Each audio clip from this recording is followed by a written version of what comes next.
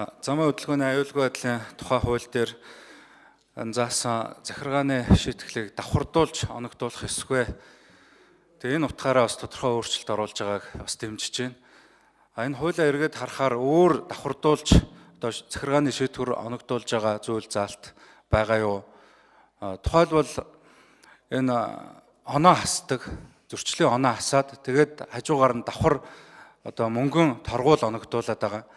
Тэгээ өмнө нь яадаг байсан гэх юм бол энэ анхааруулах толон гэдэг байсан хуудас тэрийг цоолдог, нэг бол торгодог, хоёулангийн зэрэг хийдгүү, аль нэгийг л хийдэг.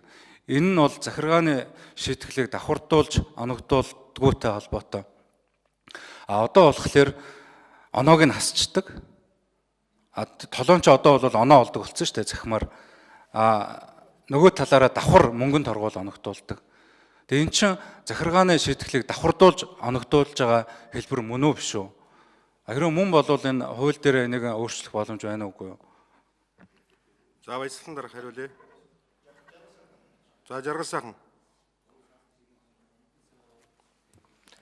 Замын цагдаагийн албаны хэлцээний дарга хурандаа Жаргал сайхан хэлдэж байна. Аюулсахын гишүүний асуултанд хариулъя.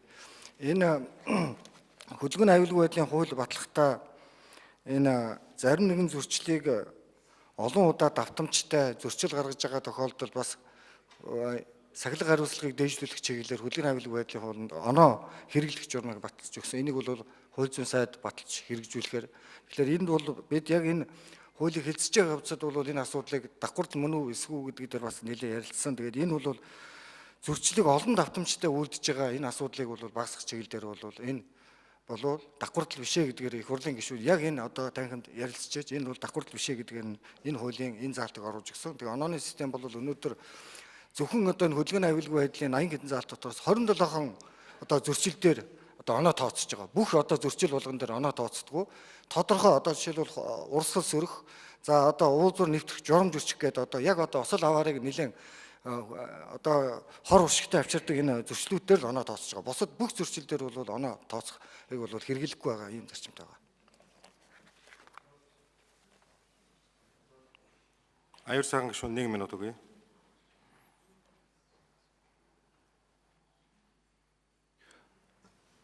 Энэ анхааруулах толон дээр бас яг адилхан ноцтой тодорхой зөрчлүүд дээр гэрлэн тохио урсгал сөрөх гээд яг тодорхой зөрчлүүд дээр тэр толооныг цоолдог байсан шүү дээ. Толоон цоолцсон болвол мөнгөнд торгуул оногдуулдаг. Яг гэвэл шийтгэлээ давхардуулж оногдуулдаг. Энэ удаад болохоор оноог нь хасж байгаа бас шийтгэл мөн.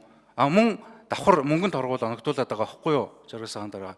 Тэгээ энийг хин нэгэн хурлын гишүүдийн саналаар нь хилцүүлгийн шатанд энэ мөн биш гэдгийг шийддэг асуудал биш шүү дээ.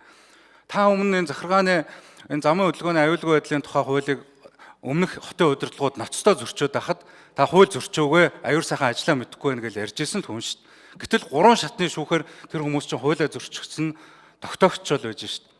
Тэгээ энэ удаагийн хилцүүлгээр нэгэнтээ гар урж байгаа юм бол тэрийг нь шийдчих боломж байна уугүй юу? 2 дугаар хавтар. Анхааруулах толоныг хэрэгжилж явах үе бол 2002 он хүртэл хэрэгжилсэн. Энэ үеийн захиргааны хариуцлагын хуулинд бол хөдөлгөөний аюулгүй байдлыг зөрчил гаргасан тохиолдолд бас одоо арга хэмжээний төрөлд бол анхааруулах гэсэн ийм одоо арга хэмжээ байдаг. Энийг толооны хэлбэрээр хэрэглэдэг байсан. Тэгээ энийг бол сүүлд нь анхааруулах одоо арга хэмжээг бол одоо байхгүй болгосон. Тэгээд энэ толооныг бол хүчингүй болгож энийг баг одоо 15-6 жил бол анхааруулах толон хэрэглэх болоод явж байгаа. Тэгээд энэ асуудлыг бид энэ юун дээр бол хэлцэх асуудлыг засгийн газрын өргөн барьсан гишүүний хувьд хариулах гэж байна. За Бямцэг цайд нэмж хариулъя.